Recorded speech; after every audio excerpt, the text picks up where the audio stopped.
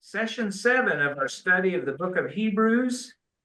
And I know I don't need to remind you of this because it seems like it's present every week, but the writer of Hebrews is using certain key elements of Jewish tradition, Jewish religion, to help his readers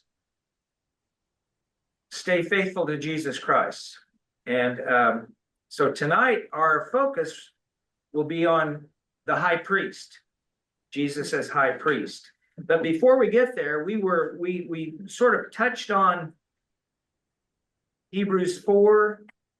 Well, we got through 12 and 13, I guess, and we were getting ready for 14 and 15. So let's start there, and let me read those 3 verses, 14 through 16.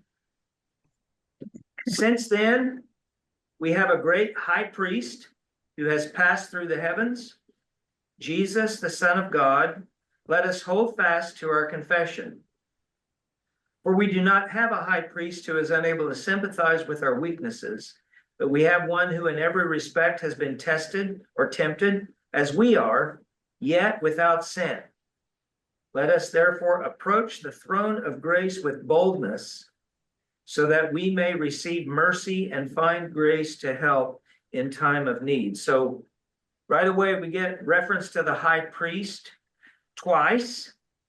And notice the contrast between the merciful, faithful high priest approaching the throne of grace with confidence. We'll unpack that just a little bit in a moment. But compare that to the word of God is living and active, sharper than any two-edged sword, able to pierce to the heart, separating joints from marrow. You know, we talked about this last week, this kind of really powerful, cutting imagery. Compare that with verses 14 through 16, and what do you notice?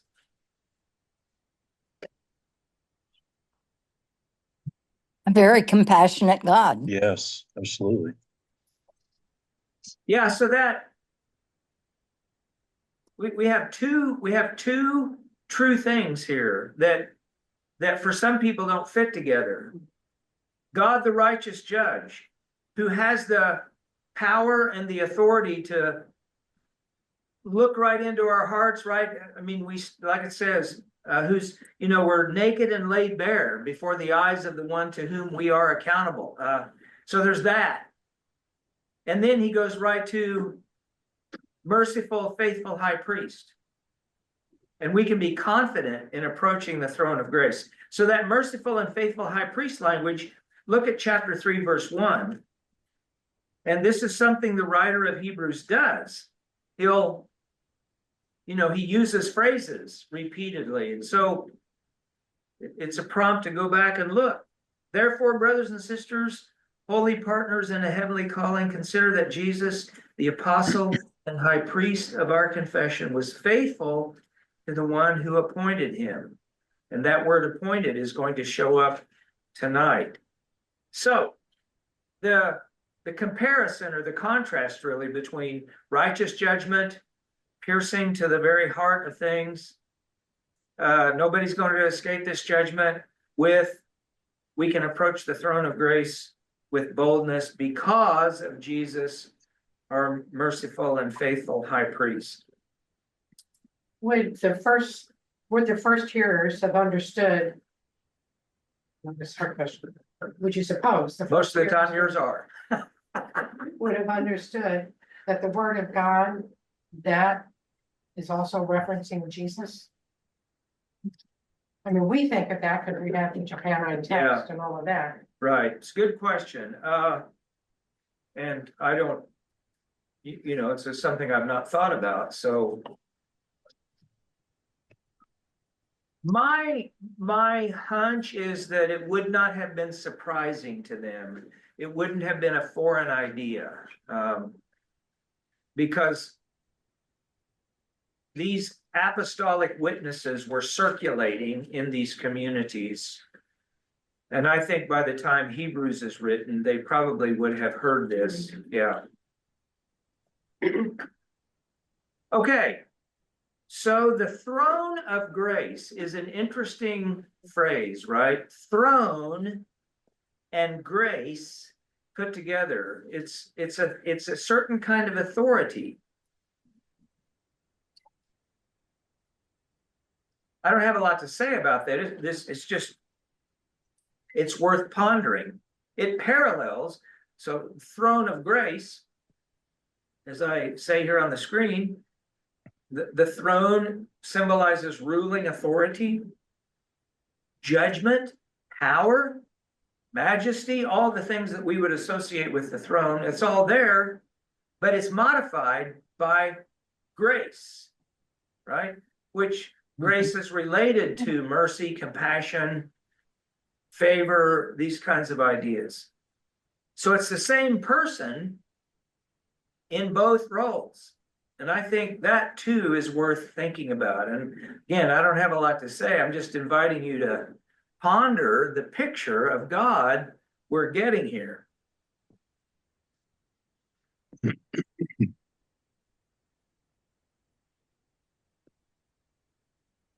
I will editorialize just a bit. It's really easy for us in our day and time to emphasize grace so much that we lose the other part of this picture. And I think that's why Hebrews is worth reading, to remember that grace and justice come from the same God.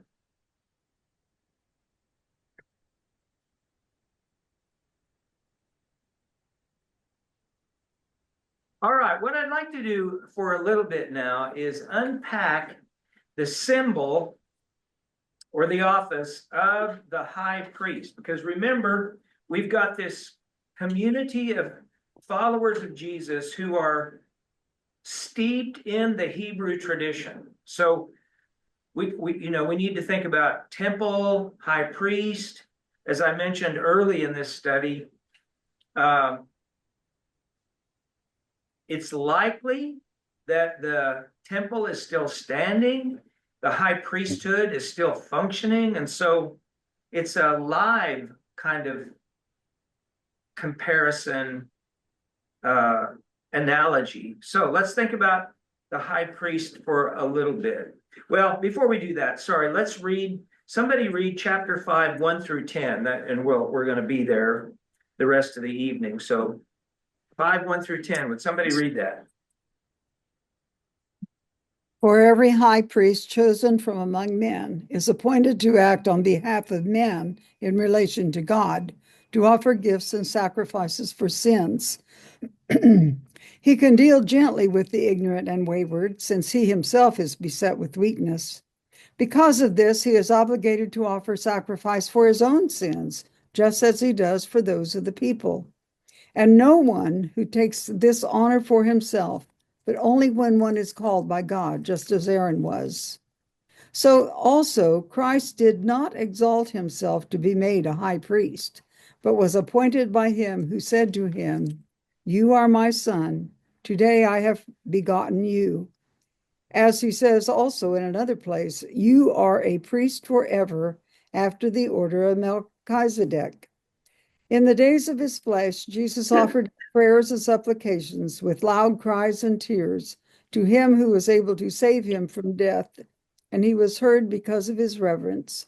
Although he was a son, he learned obedience through what he suffered, and being made perfect, he became the source of eternal salvation to all who obey him, being designated by God a high priest after the order of Melchizedek. Okay, now just for a moment, I want us to notice the description here that compares Jesus, the high priest, with the traditional high priest.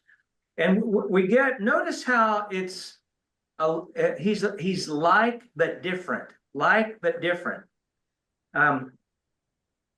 the high priest is appointed. You don't just take the office, you're appointed there. Jesus was appointed high priest. So there's the like, but yet he's not like the high priest because he's more like Melchizedek, right? So just notice the alike but different. The writer of Hebrews, as really the whole New Testament does, struggles, as we continue to struggle in some ways, to identify the true nature of Jesus. God, Son of God, God, divine, human. And the answer to both is yes. Well, how do they work together? That's what's so hard to say, right? How can divine and human being in the same person? And that's an ongoing mystery, you might say. And you can see from the language, if you just notice some of the details, that he's very human, like the high priest, yet at the same time, very different. Okay, so let's think about the conventional, I'll say it that way, high priesthood. It starts with Aaron. Aaron is Moses' brother. Back in Exodus, you know, when Moses complains to God, I'm slow of speech, you know, I don't talk very good. So God says, Yahweh says, I'll give you your brother Aaron. And he does, right? But then later, once they get out into the wilderness, Moses is really the main guy, and Aaron is sort of in the second place. But the priesthood, the high priesthood, the priesthood in general, is hereditary. So the son of the high priest will become the high priest.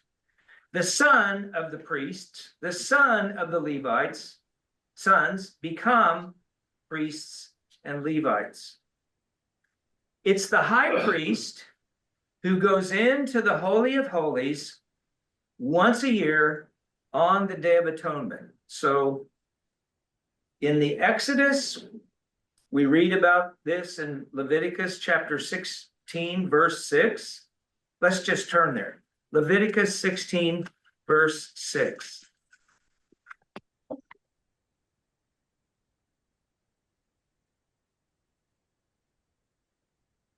This is in the middle of the instructions for the Day of Atonement. And it goes with what Linda just read. Aaron shall offer the bull as a sin offering for himself, and shall make atonement for himself and for his house. All right. So the priest takes some of the blood of the sacrificial animal, goes into the tent, which later in Jerusalem it's the temple. You walk into the bigger room called the holy place, where the table of the bread of presence is, the lampstand, that's in there. Up in front by the curtain is an altar with incense on it, coals of fire, so the incense is going up as prayers before the Lord 24/7.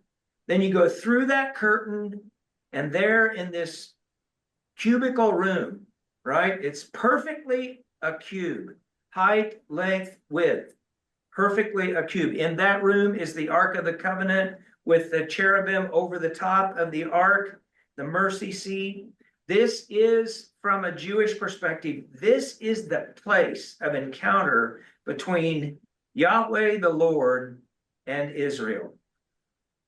And just imagine the focus, right? The sort of the high energy. When the high priest, by the way, it became a tradition for the high priest to wear bells around one ankle, because if anything went wrong, if the bell stopped ringing while the priest was inside the Holy of Holies, the people knew something might be up, right? Danger. So there's a lot of drama and expectation and fear even about entering this place.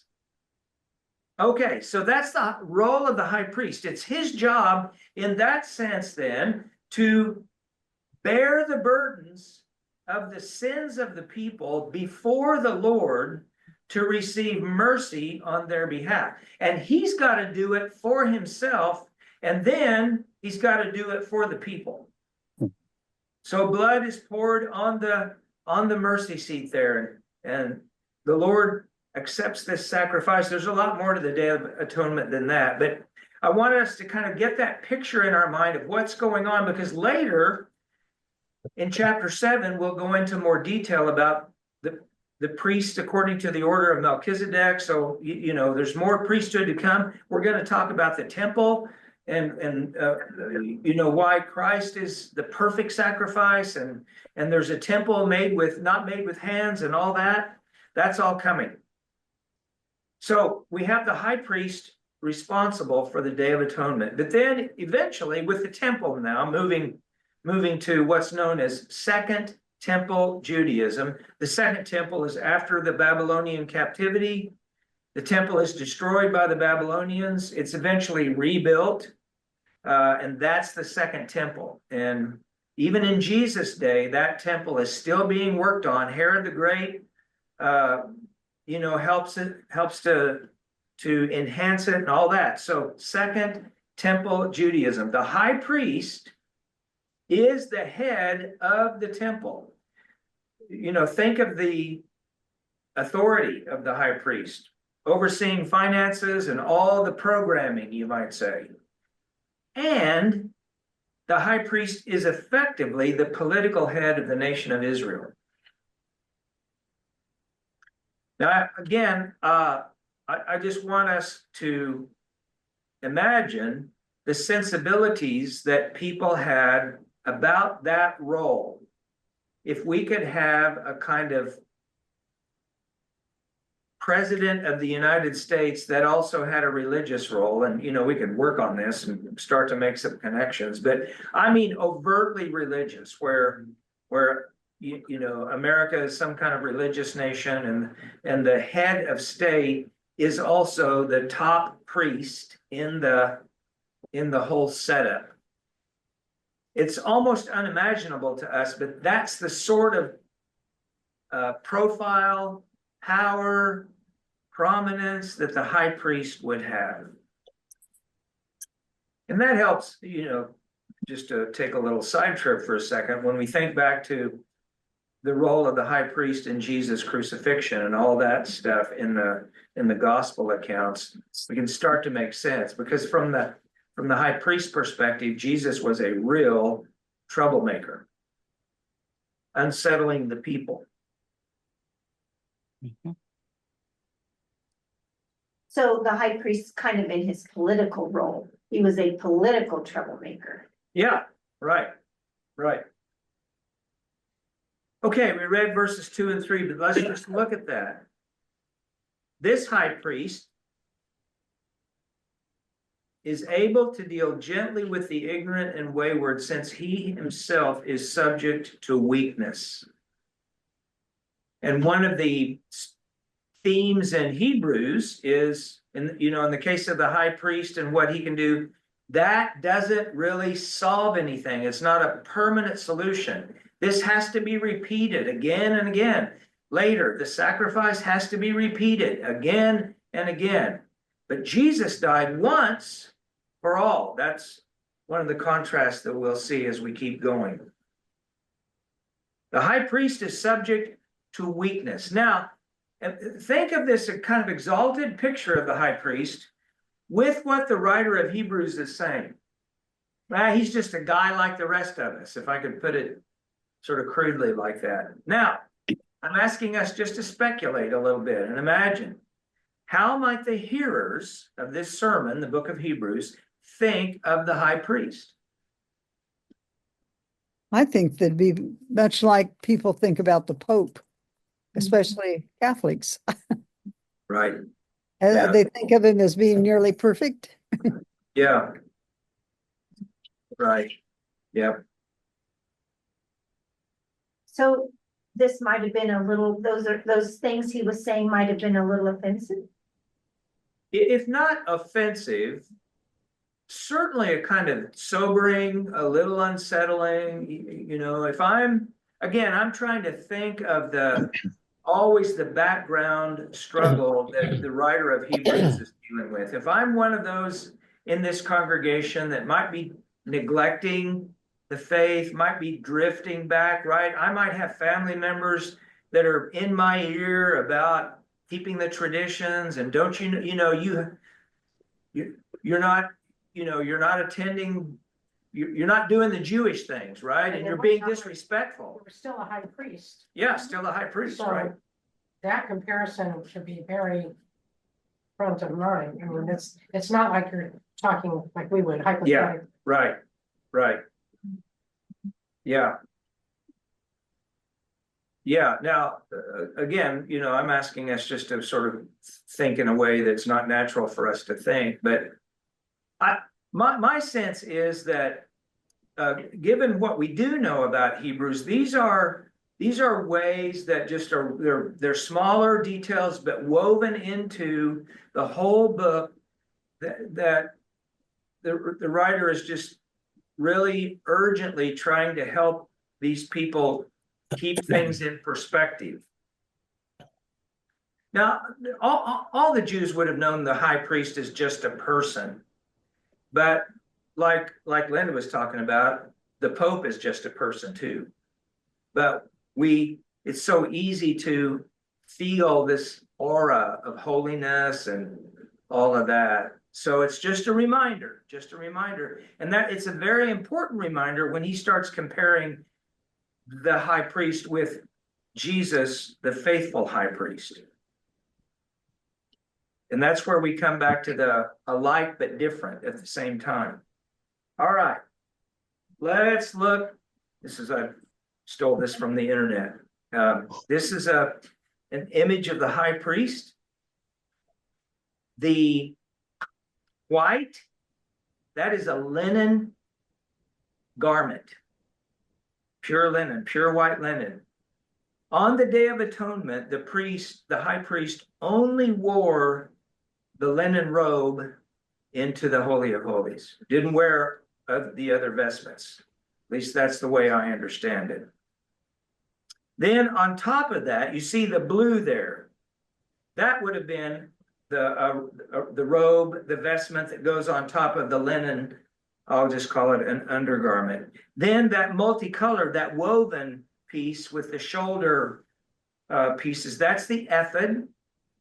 And then you have the shoulder, the stones on the shoulders. You have the breastplate with the 12 different stones, the 12 tribes of Israel. And then the turban, the hat, the mitre, with the saying across the headpiece, "Holy to the Lord." Now that wasn't just for the high priest. That was a reflection of the whole people, right? That the priest there is representing the whole people to God, and they are holy to the Lord, a kingdom of priests and a holy nation. So this is how the high priest would have dressed in his normal, I'll use the word liturgical responsibilities on the Day of Atonement. As I understand it, doesn't have all those garments on, but just the white linen robe that goes underneath. He doesn't have So the again, bell on. yeah, go ahead. He doesn't have the bell on. Yeah, this one doesn't have the, right. Wasn't it tied around their ankle? Around the ankle, Yeah. and just on the Day of Atonement. Yeah. Just because that's the only time anybody ever went into the Holy of Holies. Once a year for that one thing. Now, as a part of that, so the reason I wanted us to think about or look at this image for a second. Anybody who's dressed like this, who has that kind of position, it adds to that sense of holiness, importance, kind of an exalted status, all that. And I think in one sense, the writer of Hebrews is trying to remind the people what the role of the high priest really is, and also that he's just a human. Yeah. So, in my little bit of snooping around on this topic, on the Day of Atonement, in addition to taking the sacrificial blood into the Holy of Holies, the high priest would pray short prayers. And I went to a Jewish source to read about this. This is not in the Bible. This is in the Mishnah. This is in other sources that are part of the Jewish teaching traditions, right? Reflecting on the law. So the priest didn't want to stay in the Holy of Holies too long, because then the people would start to worry that something was happening. So short prayers, like a one sentence prayer for rain and a one sentence prayer for the well-being of Israel. And then there was another one sentence prayer about wayfarers or wanderers that seems to be keep the wayfarers out, right? And it's at least the source I was looking at, not really sure exactly what that meant. It sounds like a kind of barrier, like the unrighteous have to stay out. But I wanted to leave that one out just because that's less clear. But certainly prayer for rain and prayer for the well-being, the welfare of the nation of Israel, that's the priest's job again. Because it says in Hebrews 5 that Jesus prayed with loud cries and tears, right? We'll get back to that. But there's kind of a parallel there with what the high priest would have done in the Holy of Holies on the Day of Atonement. Does the short prayers that you have listed there, does that distract from the actual ritual of the atoning for the sins? Well, this prayer would have happened inside the Holy of Holies where nobody else would have witnessed it. Okay. Right? So just a prayer, you might say, between the high priest and the Lord. I was interested in the act of praying because of what it says here in verse 7. In the days of his flesh, Jesus offered up prayers and supplication with loud cries and tears. Now we'll come back to that. As if that is the sacrifice? Like comparable to the sacrifice that the priests offered? Or parallel to? Is that what you're saying? I would just say it's a part of the picture that the writer of Hebrews is painting of Jesus. It is a high priestly role, I think, to pray for the people. And it's the offered up. Offered up is what the priest does with the sacrifice. It's Right. Offered up. Right. Yep. Okay. So now, we've been sort of in the area of like the high priest. Now we go to no, this is not like the high priest, right? So back to Psalm 2:7 again. You are my son. Today I have begotten you. So I know we've been here before, but just quickly go back to Psalm 2.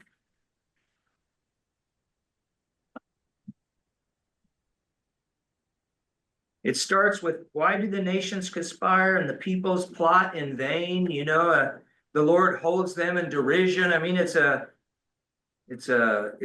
very, very strongly worded psalm. Then it says in verse 7, I will tell of the decree of the Lord.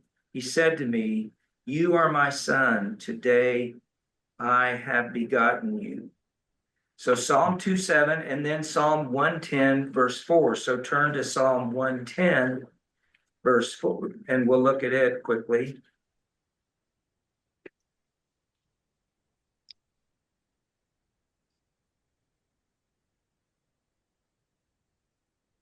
It starts with, the Lord said to my Lord, sit at my right hand until I make your enemies your footstool.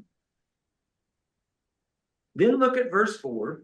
The Lord has sworn and will not change his mind. And the writer of Hebrews catches that the idea that the Lord has sworn, right?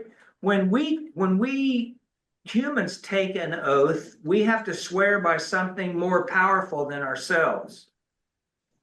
The Lord has sworn, he is faithful to his own promise. That will show up again when we get over to chapter 7. You are a priest forever, according to the order of Melchizedek. These are messianic psalms. There are several messianic psalms in the book of Psalms. And starting with Psalm 10, I think it's 105, it may be 107. Yeah, it's 107, excuse me. Psalm 107 is the beginning of book 5 of the book of Psalms. So we just see, you know, the 150 Psalms, and most Bibles put in book 1, book 2, book 3, etc. And you can see with Psalm 107, that's the beginning of book 5. And I think the kind of standard view of scholarship of the book of Psalms is that many of the Psalms in that 5th book relate to the promise that a Davidic restorer will come to Israel to reestablish the kingdom. And this person, in some mysterious way, will be, well, this is not mysterious, he'll be in the line of David, but he'll have the character of this priest king, Melchizedek. So not just a king, but a priest king. And here we get into, you know, what we think about Jesus, for example, both as priest king, prophet, priest king. So in the Jewish environment, in this period of time that we're in right now, the Second Temple period, the century before Christ, and then this century in which Christ lives and ministers, dies and rises again, this period of time, the Jewish mindset, there was a very strong expectation that the Lord was going to send his Messiah. So these Psalms that the writer of Hebrews is referring to here and quoting would have been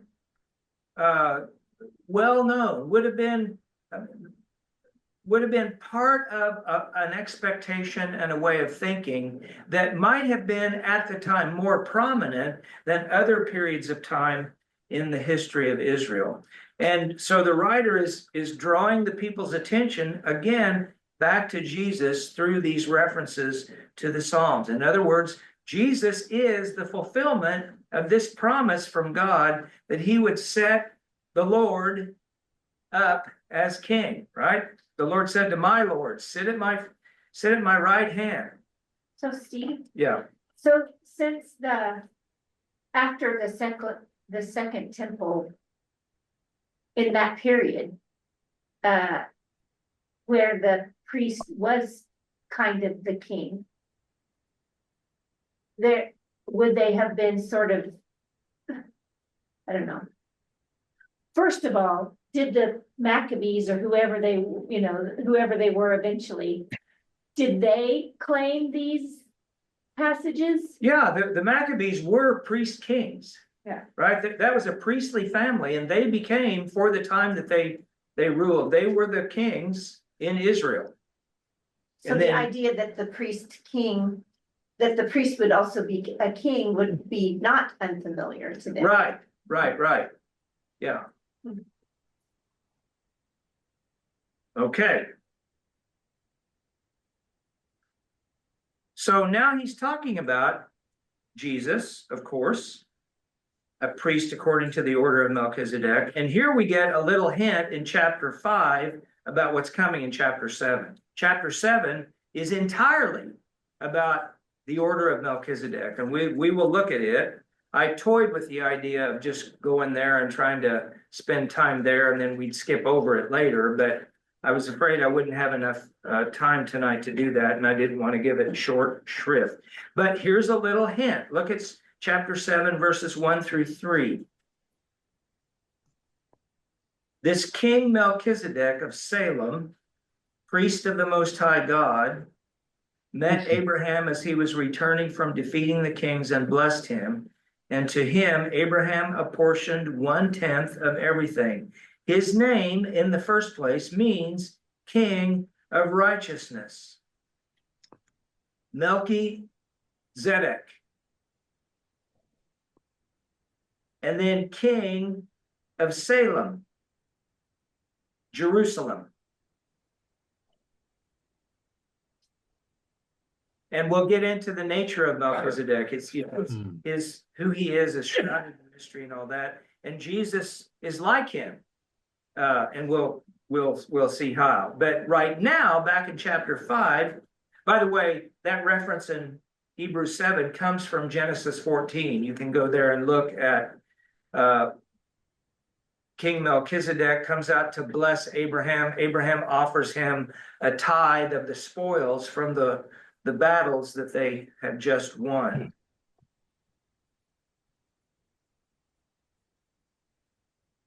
Now, back to chapter 5, verse 7.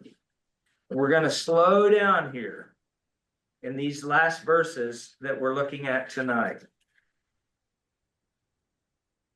My version says in 7, in the days of his flesh. How does your version read?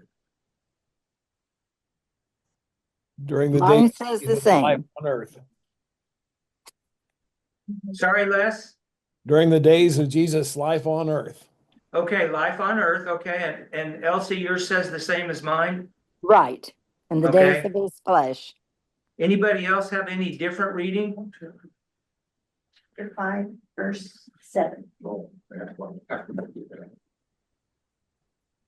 Okay, think about this with me for a second. Saying it this way, in the days of his flesh, implies an existence outside or beyond the flesh, right?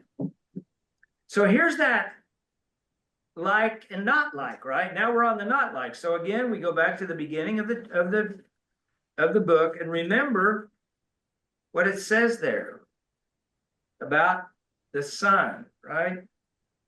Appointed heir of all things, through whom he created all the worlds, reflection of God's glory, exact imprint of God's very being. Now, the writer's going to focus for these few verses on Jesus' human nature, but always in the background is his exalted divine nature as well.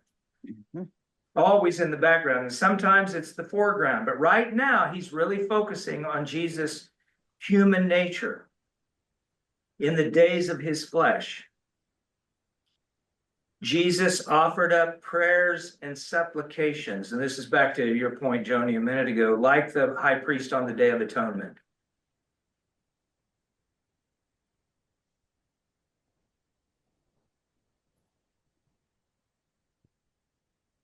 With loud cries and tears. Now, I may have let the cat out of the bag, but anybody want to think out loud a little bit about why you think the author, and why does the author say this about Jesus? Loud cries and tears. And I was talking about what the high priest did on the Day of Atonement, but is there anything else we could think of with Jesus and what we've read so far? Yeah. Go ahead. This points to me as at the time in the Garden of Gethsemane when Jesus Absolutely. was saying that, begging and not to go through it. Okay. Yeah. Good. Anybody else? That's good.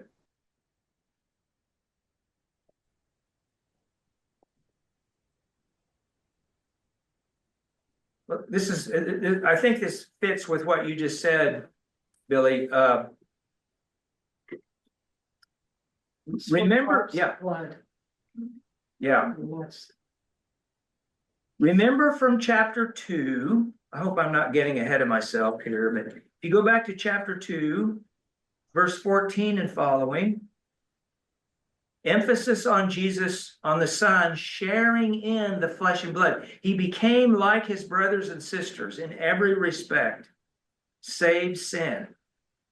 Chapter 4, tempted in every way as we are, yet without sin. So here is God the Son in human nature experiencing, feeling as a human being the weight of human weakness or sin. Now, again, in the Greco-Roman context that we have in the background for this book of Hebrews, no self-respecting deity would stoop so low as to do that, right? I mean, this is there are all kinds of stories about gods and goddesses doing all kinds of bad and despicable things, acting like humans in lots of ways. But no God would ever stoop to do this out of love for human beings. It's just unthinkable that a God would care that much about people, even to bother. And besides that, with the honor, the honor due the gods, the God would never dishonor himself by doing such a thing. I run out of words to describe the feeling that we have here about the one true God, creator of all things, taking human nature, and with a fairly explicit description of what Jesus must have felt in the days of his flesh. Steve, Yeah, I'm noticing really for the first time, because I always associated this too with the garden. But it's interesting that it says prayers and supplications. Are supplications for himself or are they for the people? Because then that brings you back to the high priest, the contrast, Yeah. comparison. I mean, we typically think, Blood was on the altar because the priest represented the people. yeah. But the priest also had to take blood. He had to, Yeah, his sins needed to be atoned for too. right, So right. I think supplication is a general enough word. It can include intercessions and prayers for oneself. yourself. Yeah. And that does, back to the garden. Father, if it be your will, let this cup pass. Nevertheless, not my will, but yours, right? Okay. All right. Carrying on with this verse 7. Loud cries and tears to the one who was able to save him from death. Again, we're, God the Son, God doesn't die. Here we have God in human nature experiencing death, but death doesn't get the last word.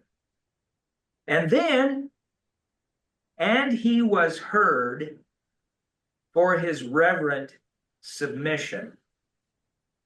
I think there's a contrast here, again, with what we read in chapter 3, where the people disobeyed and refused to do what God said in entering the promised land. I think that contrast is on purpose, but there's much more going on here with the obedience of Jesus.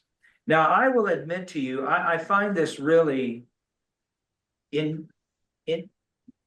intriguing, enchanting, entrancing, what I'm about to share with you in a way that, again, I don't think I could adequately convey.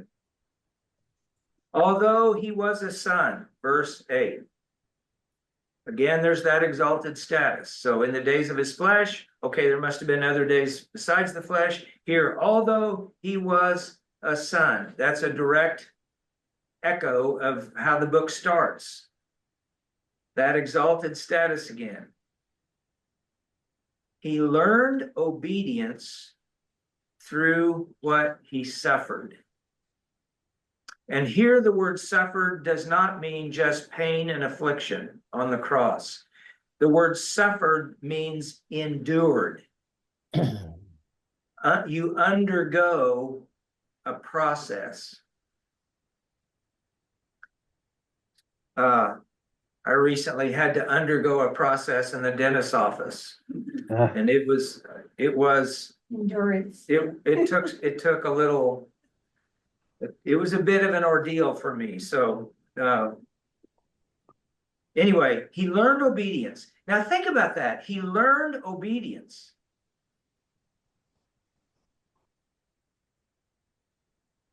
And here we have, sorry? I was going to say, I think he learned that from his mother and father on earth to be obedient to them. He hadn't been obedient, in that Right. sense, humanly sense. He was obedient to the you know, the law that they Right. observed. Sure. Not every other Yeah. bit of it, I suppose. But again, the writer's focusing on Jesus' human nature, you know, learning. He learned obedience. And in the Greek, here's one of I mentioned at the very first session, I think, about the scholars who point out all the wonderful rhetorical kind of devices, this alliteration in the Greek, and that learned obedience through what he suffered. So the learned is emethen. The Greek word mathetes is the word for student or disciple or learner. Emethen, aphon epithen. Epithen is the word for suffering, pathos, right? Oh, I didn't do it right in the transliteration, I'm sorry. It should be ephethen, that last word there on the upper line. But in the Greek, it's correct. So that pi, epsilon pi, alpha. So emethen, aphon, epithen. You know, it just has a nice ring to it, right? He learned obedience through what he suffered. So the meaning is emphasized by the way it is said. Steve, not to back up, but you know, where it says he with loud cries and tears to him who was able to save him from death. And then it says, and he was heard because of his reverence, but he died. Yeah. But that's not the end of the story. I know, but I always read that and thought, Yeah. but he died. Wait a minute. How was he heard if he went ahead and died? Yeah. Yeah. Yeah. Yeah. Well, he knew his mission. Okay, verse 9. And having been made perfect. Okay, now, if I'm repeating with you something I've already said, bear with me, because this is where I just kind of stand in awe of this this view of what's going on here. This view that I'm going to try to explain, describe, is called recapitulation. It's a view of Christ's atoning work. And we tend to think of just his death on the cross. You know, he died on the cross for our sins. He took our place. That's all true. That's absolutely true. Recapitulation, though, is the sense that everything about Jesus' life joined in, participated in that atoning work. That Jesus, the Son of God, living the true human life, all about it, feeling the temptation.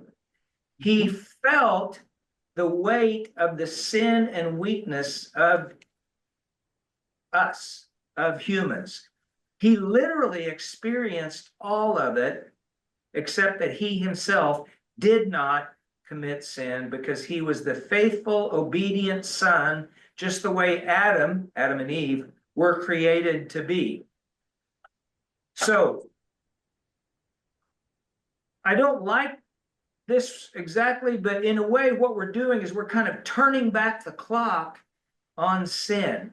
Jesus turns back the clock, so to speak. That's very loose. He turns back the clock on the power of sin by living every moment the faithful life of an obedient son.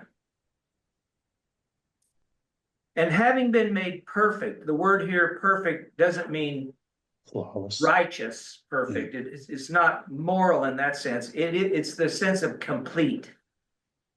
So Jesus in his own life completes, fills up, fulfills everything intended for human life. And he does everything necessary to break the power of sin. That's the idea of recapitulation.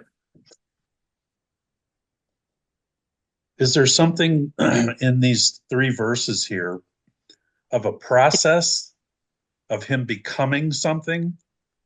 I mean, he learned obedience, he having been made perfect, those sorts of things.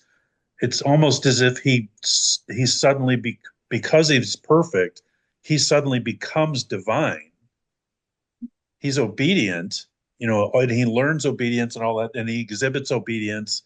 But these things just seem to me like it's a process where he becomes something at the end. Yeah.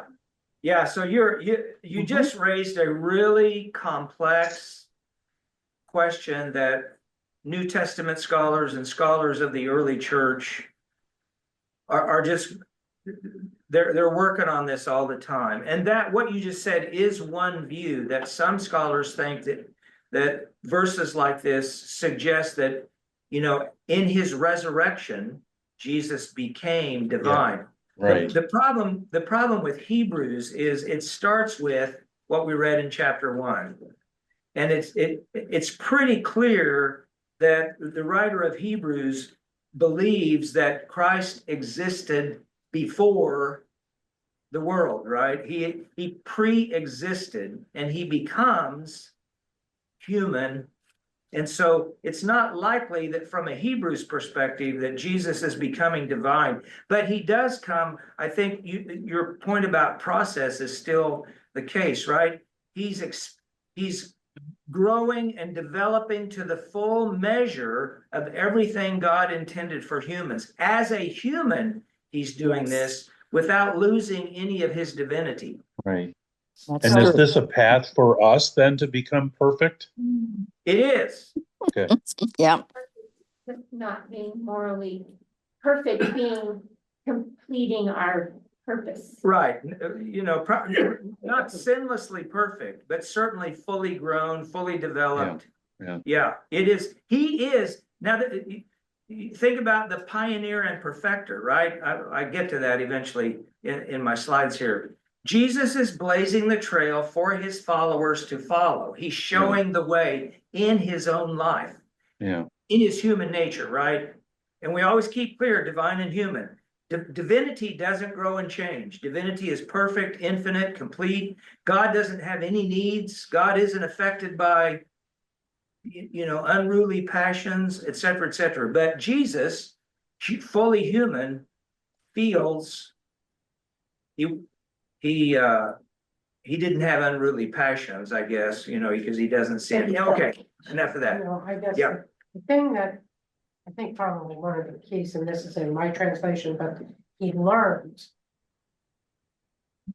How does divine learn? Divine doesn't. So this is so hard to do. Yeah, it's so hard to do. So,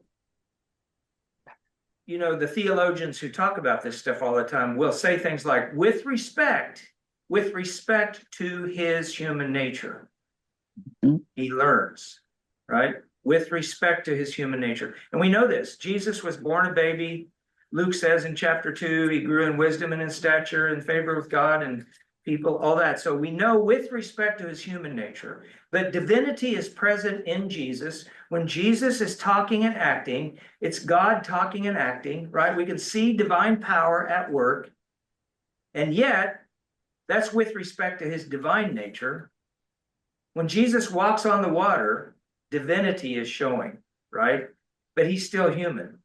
So these two he's allowing Peter to do the same thing, and he's allowing the disciples to cast out demons and heal the sick and all those things that he do as well. Right. Yeah, this is another aspect of God's nature. We are invited by the triune God into the fellowship of God, the Holy Trinity, right? We're invited into that life. Yeah. Again, what kind of God would do this? What kind of God would share his life with us the way this God does? There's not a deity in the history of humanity that is that, dare I say, humble, right? In that sense. Well, the incarnation in and of itself and I'm overstepping, but the incarnation in and of itself is a huge sacrifice Right, to come to set that aside and have to deal with an upset stomach or dental issues or who knows, I mean, Right, all of the right. human stuff. right, yeah. It's the Philippians to him. It's exactly. Let this mind be in you, which was also in Christ Jesus, right? Yeah, Because of the part where he emptied himself. So, yeah, Yeah. I was thinking about now that. he doesn't empty himself of divinity because, Right. you know, I mean, that's, You are what you are. well, that's just, yeah, it would be logically contradictory. Even God cannot do logically contradictory things, right? And God can't empty himself of his own divinity, you know, that is his nature.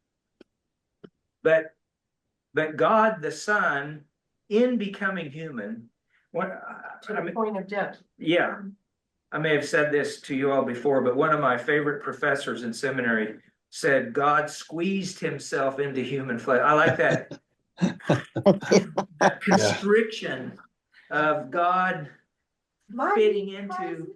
Powers, itty bitty living space. That was from the movie Aladdin. Oh, yeah. Yeah.